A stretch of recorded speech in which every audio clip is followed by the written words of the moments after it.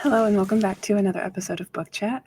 Today I'm going to talk about some fiction books that have aspects of magical realism. If you're unfamiliar with magical realism, it's a really cool genre. It's a style of writing that blends the real world with hints of magic, supernatural, or fantasy elements. This first book is called Spells for Forgetting by Adrienne Young. And this first book has magical realism deeply rooted in the setting, which is one reason why I loved it so much. The story takes place on fictional Saoirse Island. It's an island that's just a ferry ride away from Seattle. The people of Saoirse are a close-knitted community who welcome tourists in the summer and fall to their specialty shops, pubs, and the main attraction, the apple orchard. In a secluded place where phone service is spotty, it feels like stepping into a different time, a time where the nature of the island makes the rules. The novel opens with August Salt returning to Saoirse after running away 14 years ago, following the death of his close friend Lily.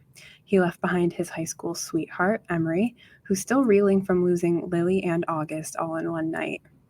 The town hasn't been the same since Lily's death, since murder doesn't happen often in the small town. Told in alternating perspectives, with time jumps between the past and present, August and Emery start to uncover secrets and betrayals that have been hidden for generations, including the truth of what happened to Lily. This is a thriller that will keep you guessing with a storytelling style that will enchant you into the magic of Saoirse. The next book is called A Dreadful Splendor by B.R. Myers. This novel takes place in Victorian London and follows a young woman named Genevieve Timmins. Raised by a mother who pretends to be a spiritualist, Jenny knows that ghosts and the afterlife don't exist. But that doesn't stop her from posing as a medium and hosting seances in hopes of swindling money from wealthy mourners. When Jenny is caught by the police and framed for a crime she may or may have not committed, she's visited by a stranger in jail. The stranger offers to defend her in court in exchange for running one last con. She's to host a seance for the stranger's boss and convince him that his late fiancé is at peace.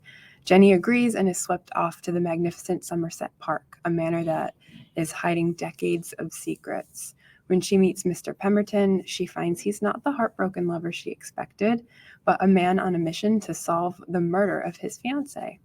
Not only is there now a mystery to solve, but Jenny experiences strange, unexplainable things at Somerset Park, things that will challenge her knowledge of the supernatural. I had a lot of fun reading this novel. It's a blend of a cozy mystery and a Gothic romance, sprinkled with little bits of magical realism that help to sell the atmosphere.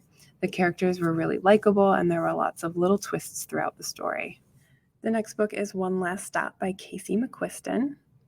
For a more lighthearted dose of magical realism, this next book is a contemporary romance with a very in-your-face magic in the form of time travel. Our protagonist, August Landry, it's different from the August in Spells for Forgetting, is 23 years old and living in New York City. Her life is the same day in and day out. She takes the Q train to work, works at a 24-hour pancake house, keeps her quirky roommates at an arm's length, and firmly believes that there's no such thing as a magical happy ending in life. Then she meets Jane on the Q train, and everything changes. August has a crush, and all she has to do is work up the nerve to talk to her. But the thing about Jane is that she not only looks and dresses like she's from the 1970s, she is 70s. So not only does August have to figure out how she can be with Jane, but she also needs help to figure out why Jane's displaced in time, because the Q train is going to close for construction soon and Jane may be trapped forever. On top of that, there's also the theme of found family, reconciling with your past, and learning self-acceptance and love. It's funny and heartfelt and very unique. The last book is Mexican Gothic by Silvia Moreno-Garcia. This last book is a few years old, but it was such a good read I couldn't resist including it here. The magical realism in this story is the house itself, called High Place, which takes on some scarier and more horrifying aspects. It's the 1950s.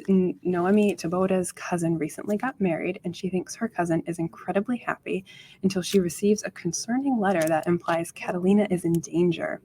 When Noemi arrives at High Place to check in on Catalina, she's told by the Doyle family that her cousin is actually very sick, but she's not permitted to see her. Having traveled a long way, Noemi decided to stay with the Doyles until she can see Catalina herself. much to the Doyles' disapproval.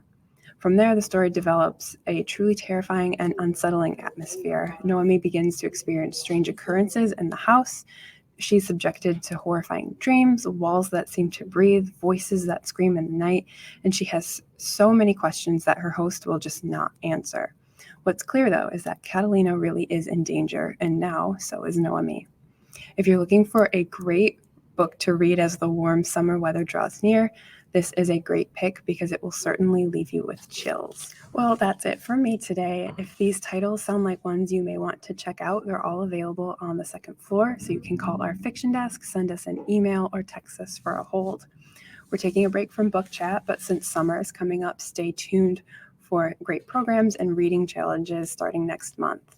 As always, if you're looking for more reading recommendations, stop in to chat with us on the second floor and check out one of our book clubs. Bye!